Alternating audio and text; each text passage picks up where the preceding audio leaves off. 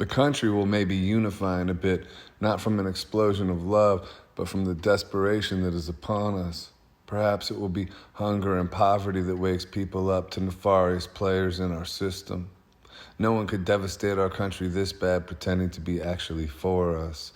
And yet the Biden administration is asserting that things aren't that bad, that things are improving, and 80% they say are happy with how everything is going. I guess gas may be harder and harder to come by, but gaslighting is on special. You get 1,000 gallons for nothing. America is at war, and it's a coup from the inside unless you just believe that the current administration is so dumb that they don't know better. Because they are angling for measures to cobble America's ability to produce its own source of energy by demonizing fossil fuels and CO2, measures that will obviously destroy the poor and the middle class while pretending to be the party for the people. While those of us who have been warning about these measures get stigmatized and demonized as racist or careless, just like those of us who warned about the shot got stigmatized and demonized as grandma killers. This is a war fought by propaganda and mind control. I interview a bunch of high-level environmental scientists on my program, all of which are legit as the day is long, all of which have miles of degrees in this field of expertise, all of which say the same thing, and this is their opinion.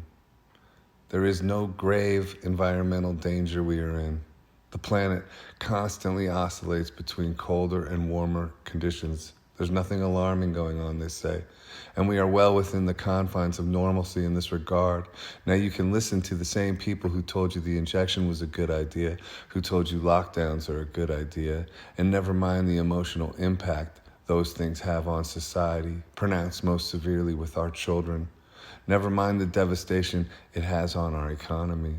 The same ones who told you anyone warning you about these measures was a lunatic. You can see how that's working out, and then maybe decide that you aren't being told the truth, that you have fallen under a propaganda campaign, the results of which are revealing themselves currently in a manner that is a few steps beyond frightening.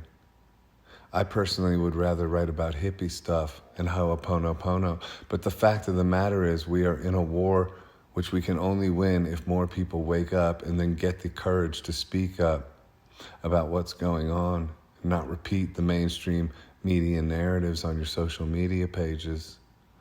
January 6th was hardly a legitimate attempt at destroying democracy in our nation. It was a bunch of overly emotional people who got carried away at a protest and made some idiotic decisions. Do I support them rushing into the Capitol and wreaking havoc? No, I do not. Should they be punished in some regard? Yes, they should.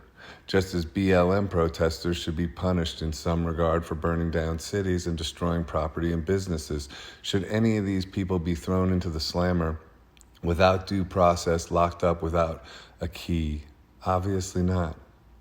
And should we still be focusing on this when we have actual massive problems facing us, life-threatening problems, like impending food shortages, a dying economy, and fuel prices which will grind many to a halt? Obviously not. It's a distraction from our real problems with a political agenda to prevent Trump from running again, and that's obvious. Even with all this noise, the narrative is crumbling before all of our eyes. How anyone is stubbornly hanging on to it at this point is hard to fathom. The big wake-up will happen one way or another. That much is obvious. What isn't obvious is, will it be too late to stop the bleeding?